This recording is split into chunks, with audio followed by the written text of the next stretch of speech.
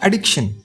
When we hear this word, we tend to think about alcohol, drugs, and smoking. However, addiction can take many forms ranging from gambling and coffee to sex, pornography, the internet, gaming, food, and even work.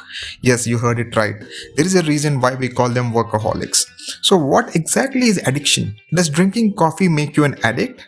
Not really. To understand this, we need to delve into the origins of the word addict. It comes from two Latin words, ad meaning to and dico meaning declare or submit. In the past, it was used in a positive sense where individuals devoted themselves to the cause of God. However, in the 19th century, research on morphine addiction expanded our understanding of addiction as a disease or mental illness. Yes, you heard it right. Addiction is an illness just like any other serious physical illness, and there is a cure too. To put it simply, being an addict means to physically and mentally submit oneself to a particular thing or an activity, which not only negatively impacts the individual but also the people around them. Addiction, as presumed by many, is not a lack of willpower or a moral failing. It changes the brain's structure and impacts the way it works and processes information. To understand better, we need to learn about the reward system of our brain. It works just like the way brands motivate us to come back to them for future purchases by offering rewards or loyalty points.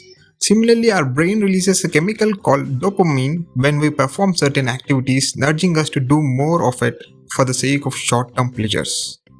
It is important to note that we are talking about pleasure and not happiness. Happiness is related to a chemical called serotonin. Coming back, dopamine excites a neuron, and neurons like to be excited but cannot take too much of it. If burdened by a lot of excitement, it exhausts and dies. And now, even though we have a lot of molecules of dopamine, we have a very few receptive neurons to excite us. Hence, an individual ends up doing more and more for less and less. And now that's called addiction. In this state, an individual does not care about anything else in their life. All they need is to spend all the time and resources at their disposal in expectation of a reward. All the decisions made by an individual while going through addiction are driven by the urge to seek pleasure, or they take wrong and impulsive decisions which will further complicate their illness.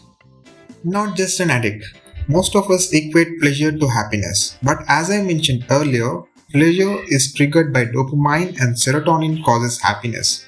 Although these chemicals work in tandem to maintain several processes in our body, the excess of dopamine strikes a death blow to serotonin and thus happiness. So if you are an addict and expect to be happy through your addiction or during a phase of illness, let me be harsh here, it is not going to happen. But how does an addiction start? There is no definitive answer. It can vary from one individual to another. It could start as a coping mechanism against stress for some, and for some it could be due to their loneliness. For others, it could be because of the environment they grew up in, or it could start due to a family history of addiction. How can we cure addiction? It is unlikely for an individual to realize the illness in its early stages, but once they are deeply entrenched, they lose the power to recognize it themselves. It is the responsibility of family and friends to help the person understand the situation and encourage them to seek recovery. A combination of therapy, counseling, meditation, and medication can help a person overcome the illness and find happiness. And we all know how addiction ruins everything. Addiction can induce other mental problems in a person such as depression, anxiety, impatience, anger, withdrawal from daily activities and more.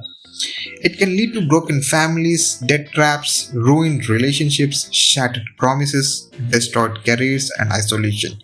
In India, we often hear the example of how the great King Dharma ruined everything for himself, his family and his people due to his gambling addiction, ultimately leading to the slaughter of millions in the Mahabharata war.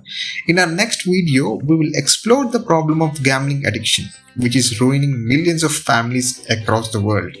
Before signing off, if you or your loved one is suffering from addiction, seek help from a mental health professional.